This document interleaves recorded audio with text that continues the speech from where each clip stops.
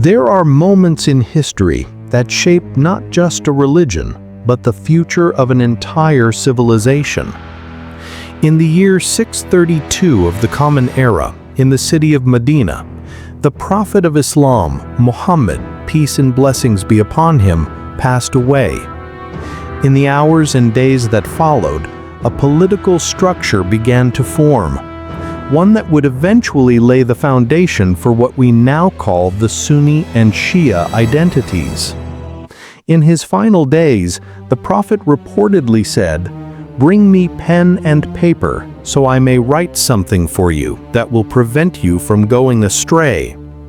This request led to disagreement among the companions who were present. Some wanted to bring the paper, while others said, "The Prophet is gravely ill and the Quran is enough for us." This event is known in Islamic history as the Hadith of the Pen and Paper, or the Thursday Calamity. Shia Muslims believe that the Prophet Muhammad, peace and blessings be upon him, intended to appoint Ali ibn Abi Talib, may Allah be pleased with him, as his successor, but was interrupted. Sunni Muslims believe that the Prophet did not appoint any specific individual to succeed him. On the 12th of Rabi al-Awwal, in the 11th year after Hijrah, corresponding to the 8th of June, 632 CE, the Prophet Muhammad, peace and blessings be upon him, passed away. At that moment, Umar ibn al-Khattab, may Allah be pleased with him, said, "Whoever says the Prophet has died, I will strike him down." Then Abu Bakr as-Siddiq, may Allah be pleased with him, stood and declared, "Whoever worshipped Muhammad, know that he has died. But whoever worships Allah, know that Allah is ever living." Before the Prophet's burial, a sudden and secretive meeting took place at Saqifat Banu Sa'ida. The Ansar, or the Muslims of Medina, suggested, "Let there be two leaders, one from us and one from the Muhajirun."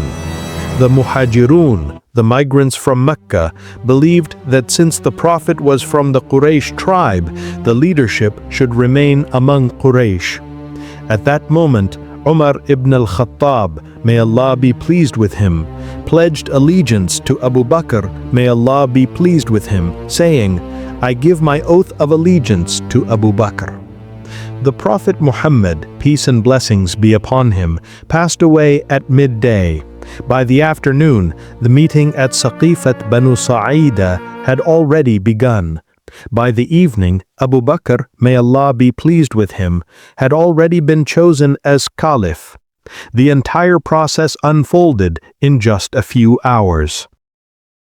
It happened so quickly that Ali ibn Abi Talib, may Allah be pleased with him, and many other companions were not involved, as they were busy with the burial of the Prophet.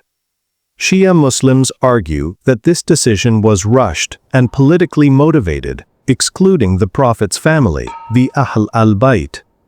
Ali ibn Abi Talib, may Allah be pleased with him, was the Prophet's cousin, son-in-law, and a deeply trusted companion. The Prophet once said, "I am the city of knowledge, and Ali is its gate." He also said to Ali, "You are my brother, in this world and the hereafter." Ali believed that leadership should come from the Prophet's family. However, he did not rebel against Abu Bakr, may Allah be pleased with him, publicly.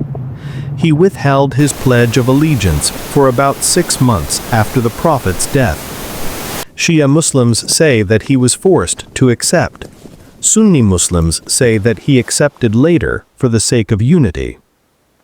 On the way back from the farewell pilgrimage at a place called Ghadir Khum, the Prophet Muhammad, peace and blessings be upon him, addressed more than 100,000 companions and said, "Whoever I am the guardian of, Ali is also his guardian." Shia Muslims interpret this as a direct declaration of Ali ibn Abi Talib, may Allah be pleased with him, as the next leader. Sunni Muslims, however, interpret it as a statement of respect, love, and honor not political succession. In the 9th year after Hijrah, a Christian delegation came from the region of Najran to meet the Prophet Muhammad, peace and blessings be upon him, and discuss his message. They did not accept Islam, and a verse from the Quran was then revealed as a challenge. From Surah Al-Imran, verse 61, "Come, let us call our sons and your sons, our women and your women, ourselves and yourselves. Then let us pray earnestly and invoke the curse of Allah upon the liars." This moment led to the famous event of Mubahala. Mubahala was a spiritual event where both parties invoked Allah's curse upon the one who was lying. As per divine command, the Prophet Muhammad, peace and blessings be upon him, brought with him Ali ibn Abi Talib, may Allah be pleased with him, representing himself, Fatima bint Muhammad, may Allah be pleased with her, representing the women, Hassan and Hussein, may Allah be pleased with them both, representing the children. Shia Muslims view this event and Quranic verse as proof that the Ahlul Bayt were the rightful spiritual successors of the Prophet and chosen by Allah. Sunni Muslims also recognize the importance of this event, but believe that leadership should be determined by consultation, known as shura. The term Shia comes from Shiat al-Ali, meaning party of Ali.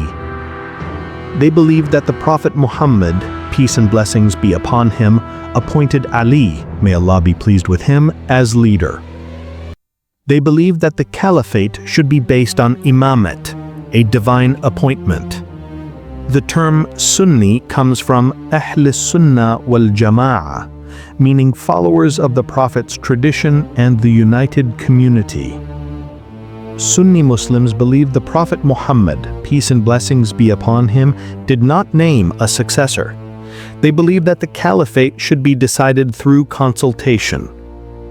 They see Abu Bakr's election as a means of preserving unity in the Muslim Ummah. Abu Bakr as-Siddiq, may Allah be pleased with him, was the Prophet's closest friend, his companion on the Hijrah, and was given the title as-Siddiq, meaning the truthful. He is mentioned in the Quran in this verse, when he said to his companion, "Do not grieve, for Allah is with us." Abu Bakr became the first caliph and protected Islam at a time when it was most vulnerable. Ali ibn Abi Talib, may Allah be pleased with him, was a symbol of knowledge, justice, and bravery. The Prophet Muhammad, peace and blessings be upon him, referred to him as the gate of knowledge. He was a living example of the teachings of the Quran. In just a few short hours after the passing of the Prophet, the future of the Muslim world was set in motion.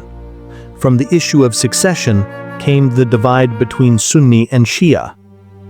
This was not merely a difference of opinion, it was a defining historical moment that still deeply shapes the faith and identity of millions of Muslims today.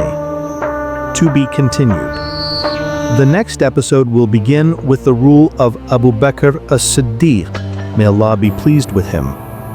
Please subscribe to be notified when the next part is released.